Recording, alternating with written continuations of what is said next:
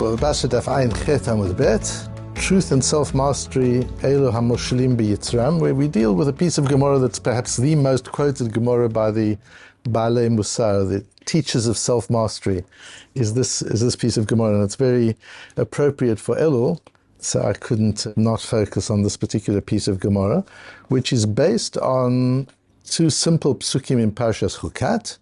Al ken yomru hamoshlim bo cheshbon tibaneh v'tikonen ir Sichon, after describing the war between Sichon and Moav and Ammon, the Torah says, and therefore the poets would create poetry saying, come to Cheshbon, to the city of Cheshbon, the city of Sichon will be rebuilt and prepared, Ki eish yatsa mi-Cheshbon lahava mi-Kiryat Sichon, because a fire has come out from Cheshbon, a flame from Sichon, it's consumed the Ar area of Moav, the high areas of Arnon.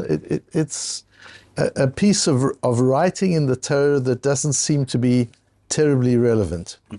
And we'll see our Gemara dealing with it. The Gemara comes to it from a Mishnah. We're still dealing with this question of when we sell one thing, what is it included in the package? If you sell an object, what's included in the package? And so, the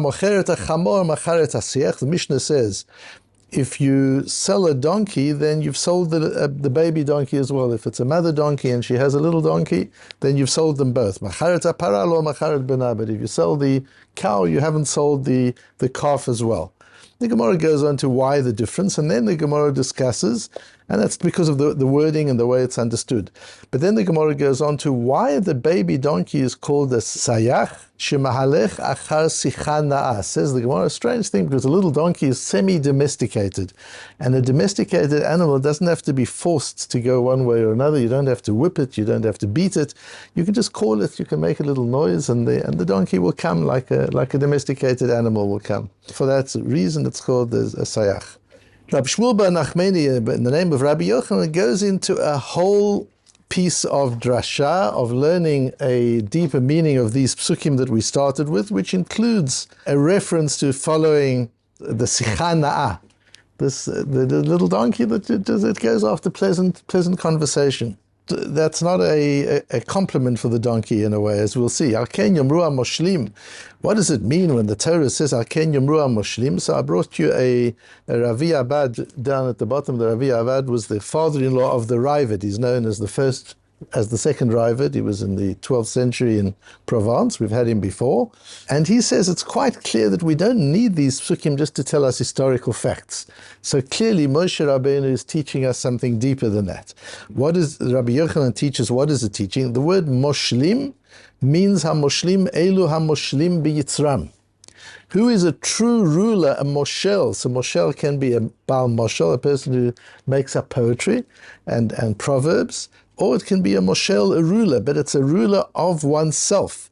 As the Ravi Avad says at the bottom, V'ilkach lidrasha katvei Moshe Rabbeinu, hamoshlim biyitzran kidichtiv u'moshel berucho milokei dir, because we have a posuk in Mishneh that the greatest master is one who can master himself. Self-mastery is greater than mastery of an entire city. And we'll see that more in a few moments. But that's the posuk here when it says, Al ken yomru hamoshlim. That intimates to us already, moshel is a proverb. So in a way, Moshe Rabbeinu is teaching us, this is about a proverb. Don't take this literally. And when I say the word moshel, what I'm referring to is one who has mastered his own passions. Let's make a proper accounting. Hefsed mitzvah keneged schara, the loss of a mitzvah against the reward of a mitzvah, acknowledging that in the doing of the mitzvah there is both loss and reward.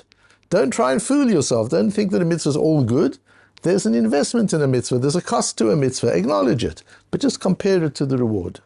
And don't think that an avera has no reward. An avera can be very rewarding.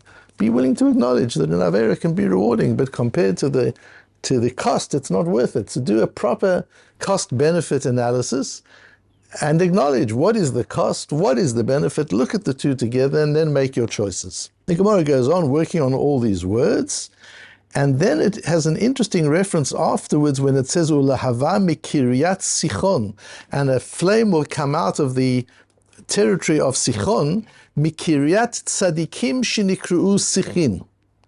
That's talking about the tzaddikim who are called sichin. And sichin, we've seen also, is from this word of conversation. And in fact, the Gemara itself has said, just a line ahead of that, Im mesim adam atzmo ki haya zeh shemalech achar sicha na'a. If a person makes himself like a little donkey that follows pleasant conversation, maktiv acharav, then what does it say? Ki yesh yatzah micheshbon, terrible things result from that. So the Gemara is very clear that the attraction to pleasant conversation, to seductive talk. What is it with the donkey? The donkey hears the owner saying, come, little donkey, come, little donkey. He doesn't understand what the owner's saying. It sounds nice. He follows because he's talking sweetly, he's talking pleasantly. And that's the art of advertising. It's the art of seduction. Just say something that people find pleasant. It's why edutainment and Torahtainment is such an interest in such an industry today, because you don't have to understand what the person's saying. It sounds nice. It's uplifting. It's inspiring. You follow it. It's okay. It's easy. That's like a donkey. The voice sounds nice and you follow it. But you need critical thinking. That's make calculations. Analyze. Think carefully what is being proposed to you. Understand the seduction. Understand the advertisement. See the cost. See the benefit. When an advertisement tells you, or a seductive proposal tells you that something is very beneficial, it's not a lie. It is. They're just not telling you the cost. They're just telling you the benefits. Sometimes you think, as you know, I was just in the States and I just was reminded when I saw there how many of the TV commercials are about medicines. There has to be something sick in a society where every second advert is about medication. And then you know how it is, in small letters and in very quick, and they say afterwards, this may cause you, including death. So, consult with your physician. They say it very quickly in a very small writing. There's a cost to the medication. They first start off how this can change your life and it's going to be wonderful. And that's the nature of advertising. So advertising doesn't promote benefits that are untrue because you get caught out if you do that. You can't do that for long. What advertising does is it promotes the benefits without the costs. That's the donkey. The donkey follows the advert. It hears the benefits. It hears a sweet voice. It follows the sweet voice. But what we're told here is המושלים, people who can actually master themselves. בוא ונחשב חשבונו של עולם. Make a cheshbon. Do this properly. Understand, yes, you're right. I get it that there are benefits. But what are the costs? And do the costs justify the benefits? And do the benefits make up for the costs? And the Ravi Avad brings the pasuk of Moshel Berucho Melochei Ir, which takes us into a parish of the Vilna Gaon. And the Vilna Gaon talks about the difference between conquering and mastering. And the Vilna Gaon talks a very important principle throughout the Vilna Gaon's parish on Mishlei, is that the negative things we do are motivated by two major drives, either by anger and violence or by pleasure, the seeking of pleasure and desire and passion. Most averas fall into one of those two categories. And the ka'asani, those things that are motivated by violence and by anger, those one has to get rid of altogether. You don't need any of that in your life. But the ta'avani, those averot, those transgressions which are motivated by the desire for something positive, those are things you've got to utilize. You've got to manage them much more carefully. And he says here, if you want to master your friend, you want to conquer him, that's just physical strength. You can bring him down, you can kill him. But mastery is to be able to conquer a city and keep them alive. He doesn't want a city of dead people. If you conquer a city, you want them to be working, you want it to be productive, you want them to be paying taxes. So you want to keep them alive. So you need much greater strength. To conquer a city in a way that they stay whole, they stay complete. And the same is with self-development. Violence and anger, that you've got to get rid of completely. There's no space for that in a Torah life. But the passions and the desires, hey nitzrachim la'avodas Hashem. You need that in avodas Hashem.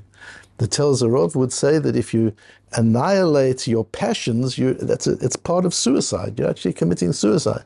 If you're killing your desires, that's suicide. That's not what it's meant to be. That's not what self-mastery is meant. You need it in avodas Hashem.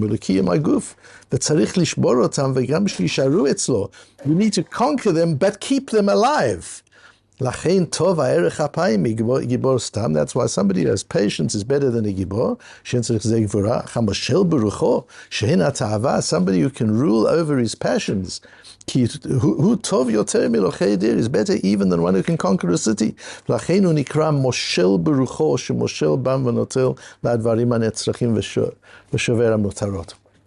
And so the essence of self-mastery, says the Vilna Gaon, is to learn how to keep your passions alive and direct them and use them.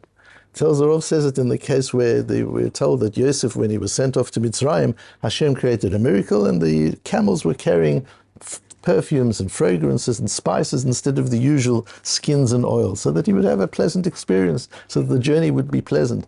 And the Tel Zerov says, is that what was on his mind? He's just been pulled out of the pit. He's been sold off to Egypt. He's never going to see his family again. Is he worried about the fragrances in the cabin of the airplane on his way? Is that what he's concerned about? And the Tel Zerov says, yes, a tzaddik has all his senses alert and alive all the time, and he's using them and he's enjoying them, but he's using them in a way which is kasher, in a way which is proper and good. And so when the Gemara uses this idea of sikha both positively and negatively, it's not that there should be no indulgence and engagement in talk, in conversation, and in following that conversation. It's just be a critical thinker. Be able to listen to it and not listen to the pleasantness of it, but to be able to listen to the truth of it.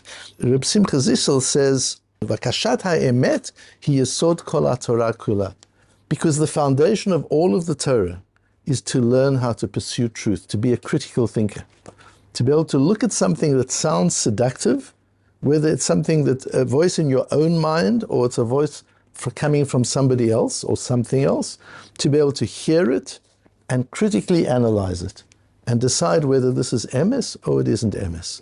That's got to be the discussion, not talking around, not saying, it's narishkeit, this is nonsense, don't listen to it. No, listen to everything and weigh it up and hear it critically. And he goes on to say, Reb Simcha Zissel, amazingly, that's the purpose of mentioning Yetziat Mitzrayim that we do every day, twice a day. What's that got to do with Bakashat HaEmet? It's an amazing chidush in Reb Simcha Zissel.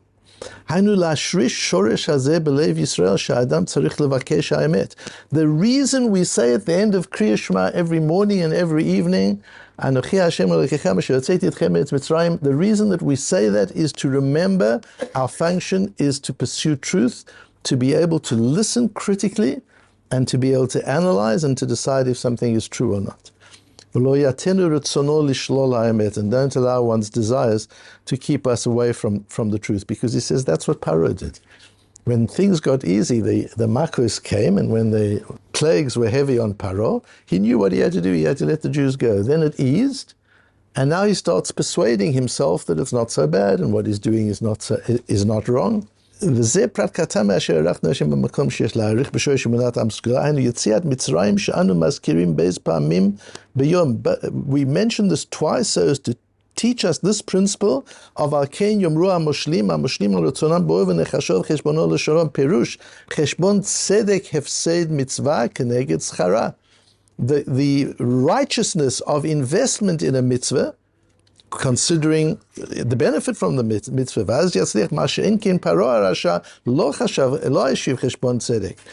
Paro didn't think that way. He saw when it got easier and when it was more difficult for him. And that's why he was punished, because he didn't look at the situation and understand the truth, what it would be. Yes, there's a benefit to not listening to Hashem. You can keep the Jewish people as slaves a little longer. But what's the cost? Look at the benefit and the cost, and that's where Paro goes wrong, is inability to look at the cost-benefit. And that's what every day we remind ourselves, not to be a Paro. And what takes us away from that? Reb Simcha Zissel says in an earlier essay, what takes us away from that is the sicha na'ah, the pleasant talk. He says, even somebody as brilliant as Korach is able to be seduced by the pleasant talk, and has been able to seduce other wise people through pleasant talk. The power, the seductive power of pleasant talk, of something sounding good, if it's listened to by people who are not applying their critical thinking to it. And so, yes, sicha does come. We have it in the positive and we have it in the negative. Sicha na'ah is the donkey who just follows any pleasant sound, and he follows the sound, and that's a terrible thing for a human being to do. But also, kiryat tzadikim shenikru'u sichin. Tzadikim also listen to conversation and use conversation as a way to persuade people and to influence people and to inspire people. One has to be able to do that. But in hearing the inspiration, one has to be able to decide, is this just sicha na'ah?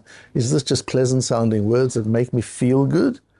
Or is this something which is emes? Is this something that is true, something that I need to pursue and understand? Because in everything, if we're not dealing with the ka'asani, as the Vilna Gaon says, if we're not dealing with violence and anger, there's a place for everything. There's a place for every ta'ava, there's a place for every desire, there's a place for pleasantness and for pleasant things, provided it's accompanied by critical thinking. And in the learning of Gemara, that's one of the most important faculties that we learn and teach when we're learning Gemara, is just how to think critically, how to look at something on the surface and go more deeply and realize it's not what it looks like on the surface at all. When you go more deeply, it means something different altogether. That's the Na'aseh Cheshbon, that's the ability to think critically and to be a Moshel Berucho, and in that way to be able to rule over one's own personality, one's own being, and to lead a life which is a life of Torah and mitzvot.